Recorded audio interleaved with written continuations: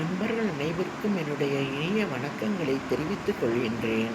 என்னுடைய இனிய காலை வணக்கங்களை தெரிவித்துக் கொள்கின்றேன்.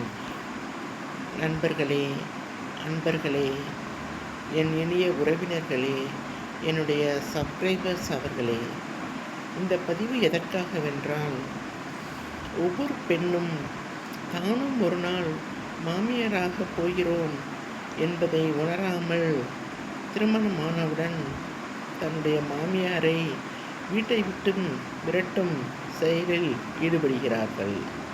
அவ்வாறு செய்வது தவறு. தானும் ஒரு காலத்தில் மாமியாராக போகின்றவர்கள்தான் தன்னுடைய மருமகளும் தன்னை வீட்டை விட்டு ஒரு காலத்தில் விரட்டுவாள் என்று புரியாமல் இப்பொழுது அவர்கள் மாமியாரை வீட்டை விட்டு விரட்டுவதே குறிக்கோளாக இருக்கின்றார்கள். இதை ஒரு சின்ன கதை மூலம் உங்களுக்கு நான் பகிர்ந்து கொள்ள விரும்புகின்றேன். இது நான் யூடியூபில் பார்த்த ஒரு கதைதான். என்னுடைய ஃபாலோயர்ஸ்க்காக இதை நான் உங்களுடன் தற்பொழுது ஷேர் பண்ணி கொள்கின்றேன். அதாவது, ஒரு குடும்பத்தில் ஒரு அம்மா தனக்கு ஒரே மகன். அந்த ஒரே மகனை மிகவும் பாடுபட்டு கஷ்டப்பட்டு படித்து முன்னுக்கு கொண்டு வந்திருக்கிறாள்.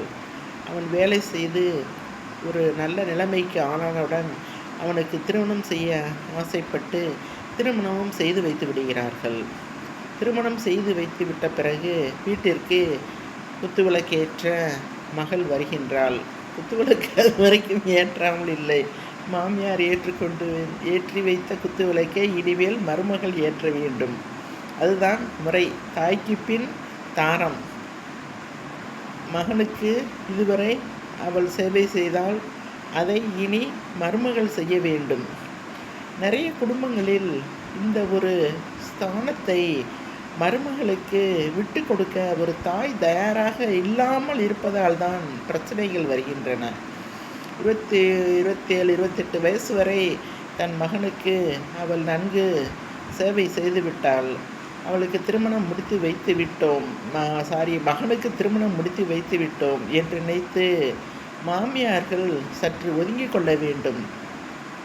இனி தன்னுடைய மருமகள் அவனை கவனித்துக் கொள்வாள் என்று தன்னுடைய அந்த ஸ்தானத்தை, அந்த பொறுப்பை மருமகளுக்கு கொடுக்க வேண்டும். இதைத்தான் தாய்க்கு பின் தாரம் என்று சொல்கிறார்கள். தாய்க்கு பின் தாரம் என்றால் தாய் இறந்த பிறகு தாரம் என்று அர்த்தம் அல்ல. திருமணம் முடித்து வந்த உடனே அந்த பொறுப்பிலிருந்து அவர்கள் விலகி அக்கடா என்று ரெஸ்ட் எடுத்துக்கொள்ள வேண்டும். நிறைய மாமியார்களுக்கு பயம். இங்கே தன் மகனை இவள் முந்தானைக்குள் முடித்து வைத்து கொண்டு தனி குடித்தனம் சென்று விடுவாளோ, தன்னையும் மகனையும் பிரித்து விடுவாளோ என்ற ஒரு பயம். அந்த பயத்திலேயேவும் மருமகளை மகனிடம் முழுமையாக ஒட்ட விடுவதில்லை நிறைய மாமியார்கள். திருமணமாகி அந்த வீட்டுக்கு ஒரு மருமகள் வந்த பிறகும் அவர்களே அந்த மகனுக்கு சேவை செய்ய நினைக்கிறார்கள். காலையில் மகனுக்கு காஃபி கொடுப்பது முதல் அவன் வேலைக்கு சென்று இரவு திரும்பி வந்து நைட் அவனுக்கு டிஃபன் பரிமாறுவது வரை அனைத்தையும் அவர்களே செய்கின்றார்கள். பிறகு அந்த மருமகளுக்கு என்ன வேலை அந்த வீட்டில்? சில மாமியார்கள் இன்னும் ஒருபடி மேலே போய் சமையல் கட்டு பொறுப்பையும் அவர்களுக்கு கொடுப்பதில்லை. ஒரு வேலையையும் அவர்களுக்கு வீட்டிலும் கொடுப்பதில்லை. தன்னுடைய மகனுக்கு சாப்பாடு பரிமாற செய்ய எதற்குமே விடுவதில்லை. வீட்டில் சமையல் செய்வதற்கும் விடுவதில்லை. அப்படி என்றால் அந்த மருமகள் எப்படி தன்னுடைய பொழுதை கழிப்பாள்? அவளுடைய மனநிலை எவ்வாறு இருக்கும்? இந்த மாதிரி சூழ்நிலைகள்தான் ஒரு மருமகளுக்கும் மாமியாருக்கும் சண்டையே வருகின்றது.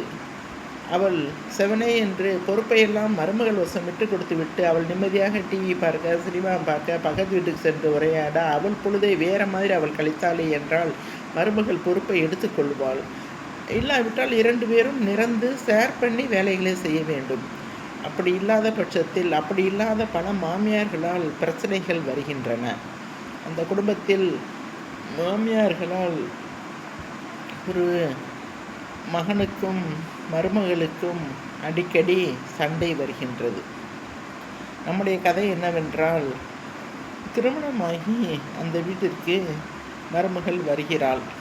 வந்தவுடன் அவள் அவளுடைய மாமியாரை விரட்டி வைத்து விட வேண்டும் என்று நினைக்கிறாள்.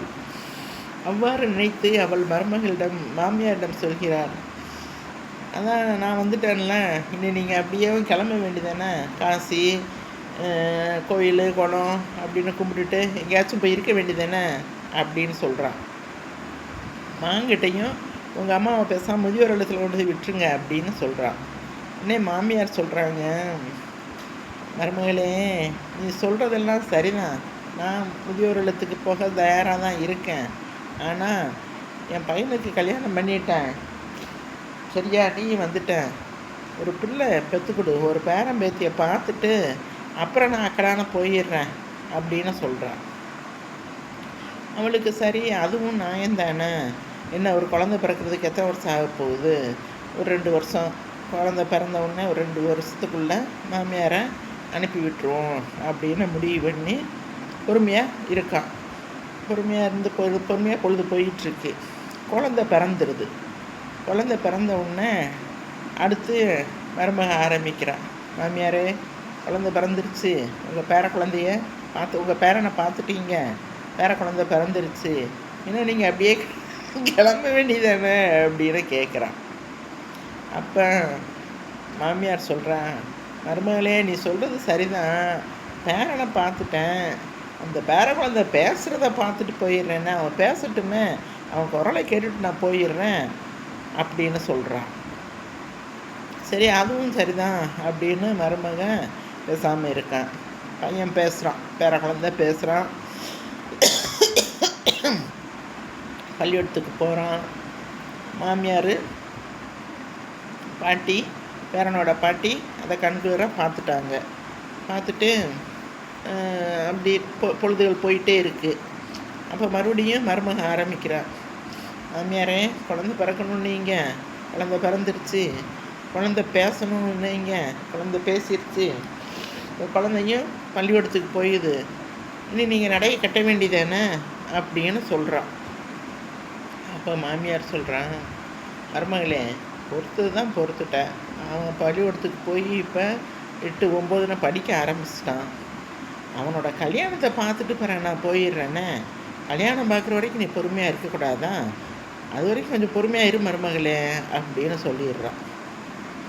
சரி அதுவும் சரிதான், மகளுக்கு கல்யாணம் ஆகட்டும் அப்படின்னு மருமகளும் பொறுமையாக இருந்துடுறான். பொறுமையாக இருந்து கல்யாணத்தை வேகமாக நடத்தி வைக்கிறான். மகனுக்கு வேலை கிடைச்ச உடனே, படித்து முடித்து ஒரு வேலை கிடைச்ச உடனே மாமியாரை வீட்டை விட்டு விரட்டிடணும் அப்படிங்கிறதுக்காக நல்ல ஒரு இடத்துல மகனுக்கு கல்யாணமும் பண்ணி வச்சிடுறான். அந்த அம்மா கல்யாணம் பண்ணி வச்ச உடனே இப்போ அந்த அம்மாவோட பொசிஷன் என்ன, அந்த அம்மா மாமியார் ஆயிட்டா, அந்த வீட்டுக்கு ஒரு மருமக வந்துட்டா.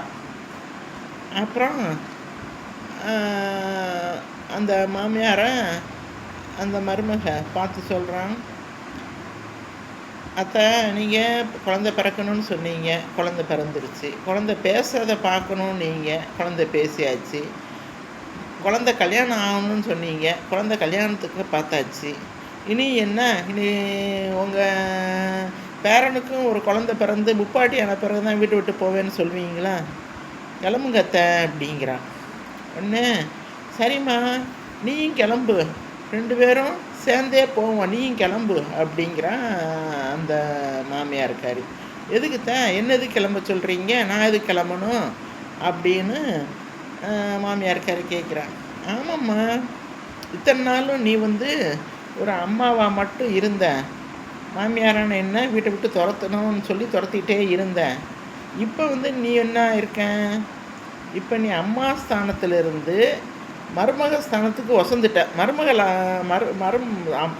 அம்மா ஸ்தானத்திலிருந்து மாமியார் ஸ்தானத்துக்கு நீ வசந்துட்ட இல்லையா, இப்போ உனக்கும் ஒரு மருமக இந்த வீட்டுக்கு வந்தாச்சு, இனி உனக்கும் இந்த வீட்டில் வேலை இல்லை, எல்லாத்தையும் அந்த மருமகன் பார்த்துக்குவான், சரியா, உன் பேரனை உன் மகனை உன் மருமக பார்த்துக்குவான், அதனால் நீயும் வீட்டை விட்டு கிளம்பு 2 பேருமே அப்படியே போகலாம். முதியோர் இல்லத்துக்கு போகிறதுனால 2 பேரும் போய் முதியோர் இல்லத்துல இருப்போம். காசி, ராமேஸ்வரம் அப்படியே சுற்றுப்பிரயாணம் செய்றதுனால 2 பேரும் சேர்ந்தே போவோம். எனக்கு ஒரு துணை ஆயிடுச்சுல்ல இப்ப. நான் தனியா போய் எப்படி எங்கேயும் சுத்துறது? கிளம்பு கிளம்பு போவோமா? அப்படின்னு கேட்குறா. ஆஹா! இப்ப தான் அந்த மருமகளுக்கு இப்ப தான் உரைக்குது. அம்மாவாக இருந்த நாம இப்ப மாமியார் ஆயிட்டோம். நம்ம இந்த மாமியார அ நம்ம புருஷன பெத்த அம்மாவ நம்ம விரட்டுனா, நம்ம மகனுக்கு மருமகளா வந்தவளும் நம்ம விரட்ட தான் செய்வா. அதனால இனிமே நம்ம பக்குவமா நம்ம மாமியார நம்ம கூடவே வச்சுக்குவோம் அப்படின்னு மனசு மாறி, சரி அத்தை, நீங்க எங்கேயுமே போக வேண்டாம் அத்தை, நீங்க இங்கேயே இருங்க அத்தை அப்படின்னு சொல்லி அவளோட தவறுக்கு அந்த மாமியார்கிட்ட மன்னிப்பு கேட்டுக்கிறான். இதான் கதை. அதாவது இந்த கதையிலேருந்து நமக்கு என்ன தெரியுது? ஒவ்வொரு இப்போ அம்மாவா இருக்கிற ஒவ்வொரு பெண்ணும் ஒரு காலத்தில் மகனை பெற்றால் அவளும் மாமியாராகி விடுவாள். இவள் இப்பொழுது தன் மாமியாரை எப்படி நடத்துகிறாளோ அப்படித்தான் அவளுக்கு வரும் மருமகளும் அவளை நடத்துவாள் என்பதை புரிந்து கொண்டு மருமகளும் தன்னுடைய மாமியாரை அன்புடன் நடத்தி வீட்டில் வைத்து கொள்ள வேண்டும். அவள் எங்கே செல்வாள் என்று நினைத்து பார்க்க வேண்டும். அவளை வீட்டை விட்டு விரட்டக்கூடாது. அதைப்போல ஒரு தாயானவள் தன் மகனுக்கு திருமணம் செய்து வைத்துவிட்டால் அவளுடைய உணர்வுகளையும் புரிந்து கொள்ள வேண்டும்.